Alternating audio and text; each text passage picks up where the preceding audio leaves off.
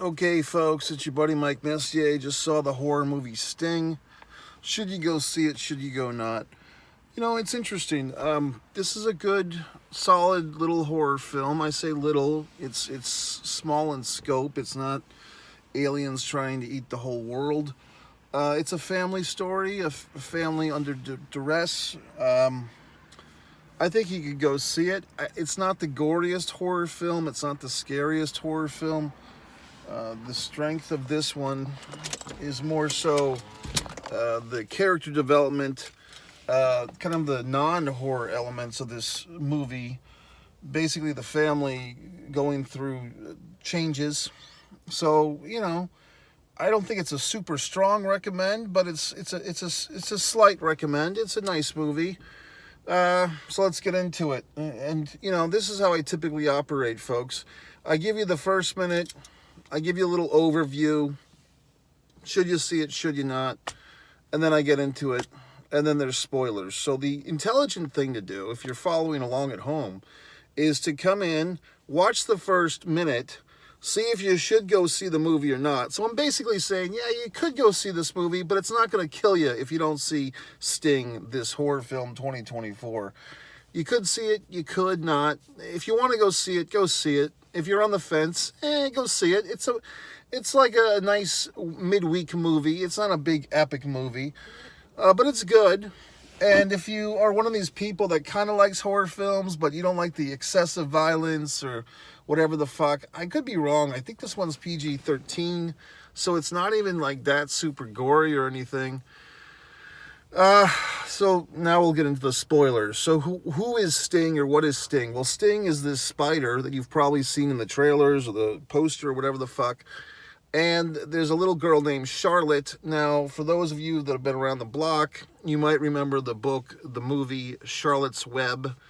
So that's a clear allusion here that our little girl character, who I think is 11 or 12 years old, she is a reference to Charlotte and Charlotte's Web. And she's a little goth kid.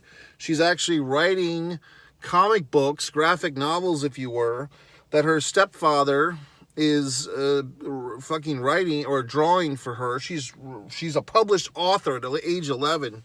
Imagine that. So her mom, has also conceived a new child, the little brother, Liam. I think it's William or Liam. I think I heard both ways, but I think it's supposed to be William. I don't know if that's the name of the little brother in Charlotte's Web, or if there was a little brother in Charlotte's Web. I think there might have been. Maybe he was named Billy or whatever the fuck.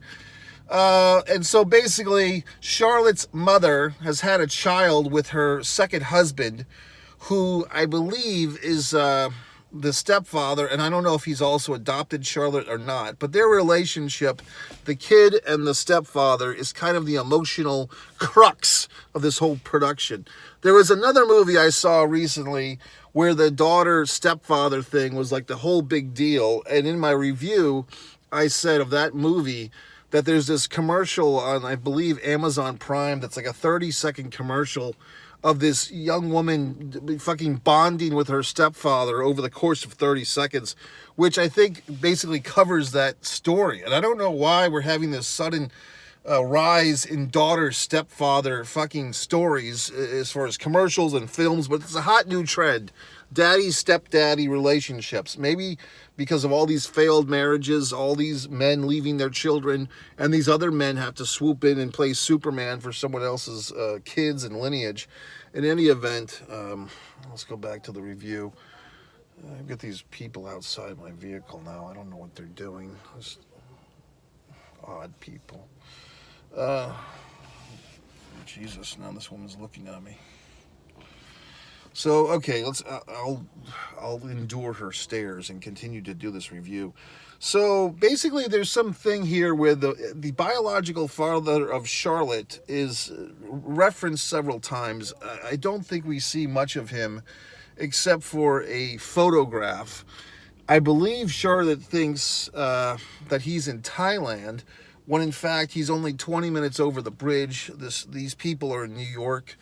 So there's something going on with the father. Now, she has this pet spider which keeps growing. I might have missed something with the spider. Was the spider a gift from her father? Where did she get the fucking spider? I don't even know, because I think I was just kind of settling into my seat. I was in the theater when this whole movie started. But the actual relationship of the girl and the spider, Sting, I kind of missed. I did catch that Charlotte looks at the book, The Hobbit, on her bookshelf right before she names the fucking spider Sting.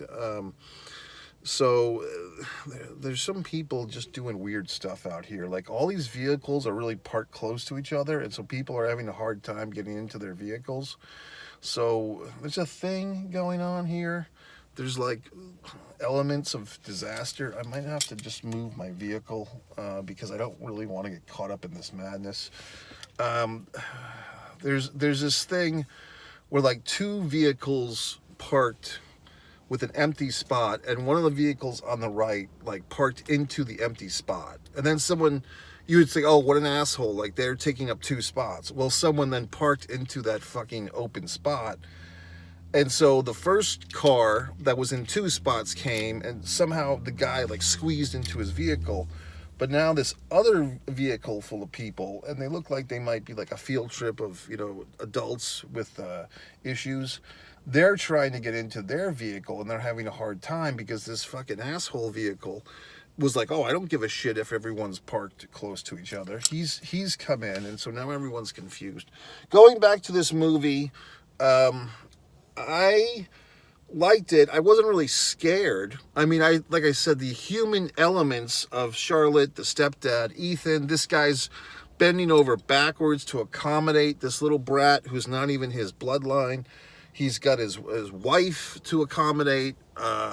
He's got this infant, which is his child. The baby is his blood.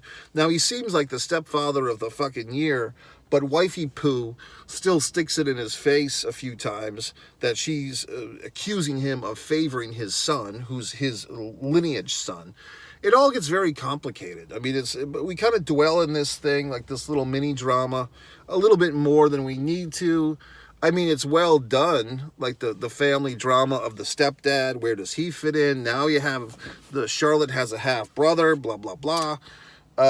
It's well done stuff. It's just that it kind of feels like the balance is swinging a little bit more in the family narrative rather than the actual horror. Some of the things I like in horror films, your creakiness, like the sound cues, the jump scares, like some of the stuff that's in like the higher echelon horror films, like the Blumhouse films and other films that do like all that horror stuff of like the suspenseful noise and shit. That's not really in this one a whole lot. I mean, this one kind of gets by on the big reveal of this fucking crazy spider, and he's eating people and he's putting people into fucking webs and shit towards the end. I didn't, like I said, I might have missed something. I didn't quite get the motivation of the spider. I think that's what's missing for me, is like, what's the motivation of the spider? Where's the spider fucking come from? Do we have to sit through a prequel movie? I think there was another spider movie. I think it was actually called Spider a few years ago, not that long ago, because the spider in that movie, I think, was a little scarier than this one. So there's a lot of weird stuff going on. So anyway, I mean, I like this movie. I didn't love it. I thought all the actors did well. I think the kid actor will probably do another film. She was very good. There is some commentary in this film of modern day kids. They're a bunch of fucking brats. I mean, her family is getting webbed up by this monster spider, and fucking little Charlotte is just looking at her phone. She's got her headphones on. She tells her infant half-brother, you're the bane of my existence. I mean, everyone's bending over backwards for this fucking golden child, Charlotte, and she's just she's a kid. She's a spoiled child. In America, we spoil these children. We think that they fucking deserve everything. Everyone bends the knee to the fucking kid of the house.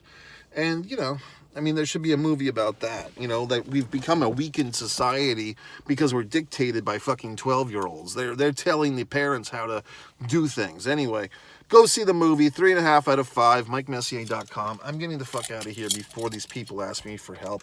MikeMessier.com. Scroll to the bottom, buy my books, stand me on social, etc. MikeMessier.com.